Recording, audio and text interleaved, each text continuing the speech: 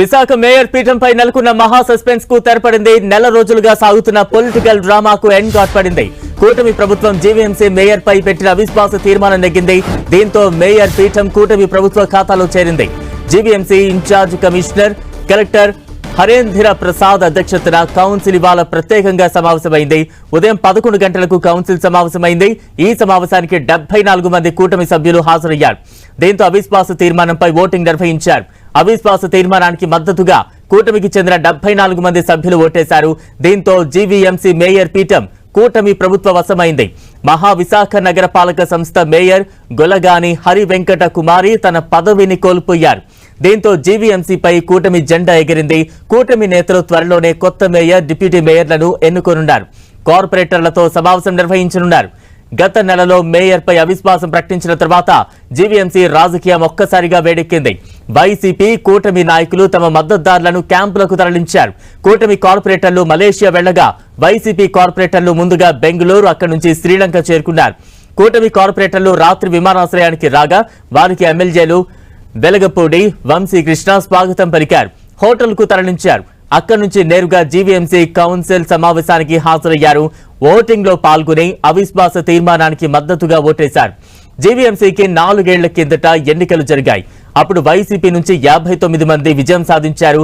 TDP నుంచి 39 మంది సభ్యులు గెలుపొందారు. బీజేపీ, లెఫ్ట్ పార్టీలు కొన్ని చోట్ల విజయం సాధించాయి. అయితే మెజార్టీ స్థానాలు దక్కించుకున్న వైసీపీ మేయర్, డిప్యూటీ మేయర్ పదవులను కైవసం చేసుకుంది.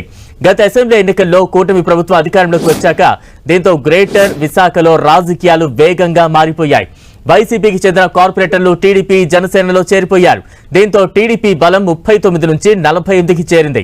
ఇక జనసేన బలం 14 మంది సభ్యులకు చేరింది. మరోవైపు వైసీపీ సభ్యులు రాజీనామాలు, పార్టీ ఫిరాయింపులతో ఆ పార్టీ సభ్యుల బలం 30కి పడిపోయింది. దీంతో మేయర్ పీఠాన్ని కోల్పోయింది. మరోవైపు తమ సభ్యులకు విప్ జారీ చేశామని ఎన్నికల అధికారికి వైసీపీ నేతలు తెలిపారు. అవిశ్వాసానికి ఎవరు అనుకూలంగా ఓటు వేశారో, వ్యతిరేకంగా ఎవరు వేశారో తమకు తెలియజేయాలని కోరారు.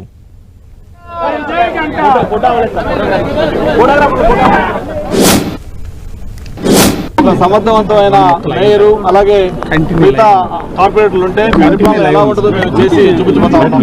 అందువల్ల డివి సుబ్బారావు గారు లాంటి వాళ్ళు మేయర్గా ఉన్నప్పుడు ఎలా అభివృద్ధి జరిగిందో మళ్ళీ అటువంటి అభివృద్ధి త్వరలోనే ఈ ప్రభుత్వం ఆధ్వర్యంలో మేయర్ కొత్త మేయర్ సహకారంతో, కార్పొరేటర్ సహకారంతో అందిస్తామని చెప్పి కూడా మనం సార్ తెలియజేసుకుంటూ సిటీ ఆఫ్ డెస్టినీ ఏదైతే ఒక విశాఖపట్నానికి పేరు ఉందో ఆ పేరు నిలబెట్టే విధంగా అటు శానిటేషన్ కానీ, లేకపోతే డ్రింకింగ్ వాటర్ కానీ, లేకపోతే అభివృద్ధి కార్యక్రమాలు కానీ అన్ని కార్పొరేషన్ పరిధిలో ఉండే ప్రతి కూడా ఒక రోల్ మోడల్ గా విశాఖపట్నం కార్పొరేషన్ డెవలప్ చేయడం కోసం ఈ రోజు వచ్చిన ఈ విజయంతో మేము ముందుకెళ్తామని చెప్పి కూడా మనం చేస్తాం.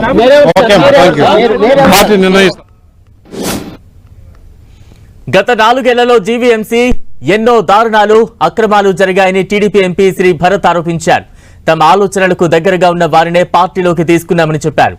త్వరలోనే మేయర్ అభ్యర్థిని ప్రకటిస్తామని చెప్పారు ఎంపీ భరత్. ఏంటి అంటే 2001లో ఎలక్షన్ జరిగినప్పుడు అప్పుడు కూడా నేను చాలా యాక్టివ్గా ఎలక్షన్లో పాల్గొనడం జరిగింది. అప్పుడు రూలింగ్ పార్టీ వైఎస్ఆర్సీపీ చేసిన దారుణాలు, ఒత్తిళ్లు చాలా బాధాకరం. అయినా సరే అప్పుడు ఎదుర్కొని విడిగా మేము పోటీ చేసాము. అప్పుడు తెలుగుదేశం, జనసేన, బీజేపీ విడిగా పోటీ చేసిన అప్పటికి ఇంచుమించు 32-33 కార్పొరేటర్లు గెలిచాము. ఇవాళ ఎవరైతే పాజిటివ్ మైండెడ్గా ఉన్నారో అది కూడా మేము సెలెక్టివ్గా చాలామంది వస్తా అన్నారు, కానీ సెలెక్టివ్గా మేము ఎవరితో మనకి ఐడియాలజీ సింక్ అవుతుంది ఎక్కువ వరకు వాళ్ళనే కలుపుకొని ముందుకు రావడం జరిగింది.